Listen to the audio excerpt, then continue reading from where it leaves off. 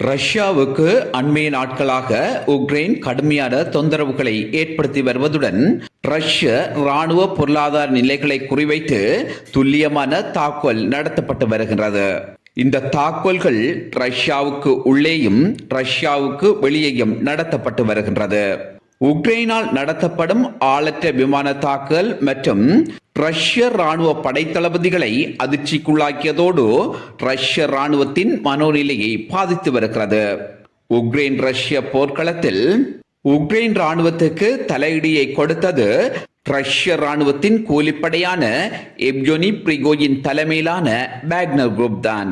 ரஷ்ய ராணுவத்திலிருந்து எப்போது Wagner group வெளியேறியதோ அன்றிலிருந்து ரஷ்ய ராணுவத்திற்கு கடுமையான இழப்புகள் ஏற்பட தொடங்கின.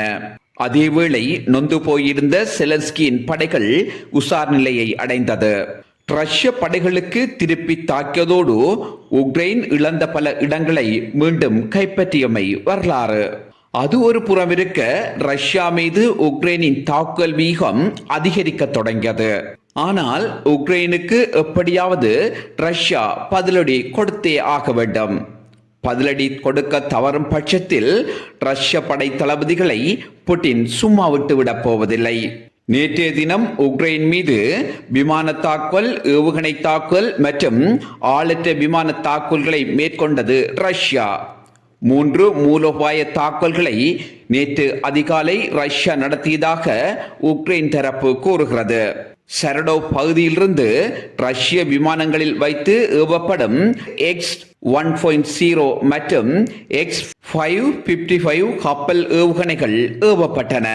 கிரிமியாவிலிருந்து இஸ்கண்டர்-M பாலிஸ்டிக் ஏவுகணைகள் ஏவப்பட்டதுடன் தம்போம் பகுதியிலிருந்து ஏரோபேட்டிக் X-47M இன்சல் ஏவுகணைகள் ஏவப்பட்டதோடு ஜெஸ்க் மற்றும் பிரிமோஸ்கா அக்டஸ் பகுதிகளில் தாக்குதல் நடத்துவதற்காக 131, 136 ரக சாகெட் ஆளற்ற விமானங்கள் 24 ரஷ்யாவால் அனுப்பப்பட்டன. ரஷ்யாவால் அனுப்பப்பட்ட 24 ஆளற்ற விமானங்களை உக்ரைன் வான் பாதுகாப்பு சாதனங்கள் சுட்டு வீழ்த்தியதாக உக்ரைன் அறிவித்துள்ளது. அதே நேரம் ரஷ்யா ஏவிய 6 ஏவுகணைகளில் 5 ஏவுகணைகளை உக்ரைனின் வான் பாதுகாப்பு சாதனம் சுட்டு வீழ்த்தியுள்ளது.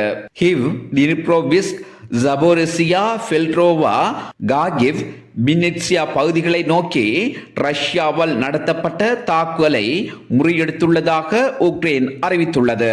உக்ரைன் ஜனாதிபதி செலன்ஸ்கியின் சொந்த ஊரான கிரிவிட்ரிக் நகரத்தை நோக்கி நேற்று மதியம் ரஷ்யா ஏவுகணை தாக்குதல் நடத்தியதில் 8 பேர் ஸ்தலத்தில் பலியாகியுள்ளதுடன் 23 பேர் காயமடைந்துள்ளனர். மேலும் 4 பேரை காணவில்லை. அவர்கள் 4 பேரும் கட்டட இடிபாடுகளுக்குள் சிக்கியிருக்கலாம் என நம்பப்படுகிறது.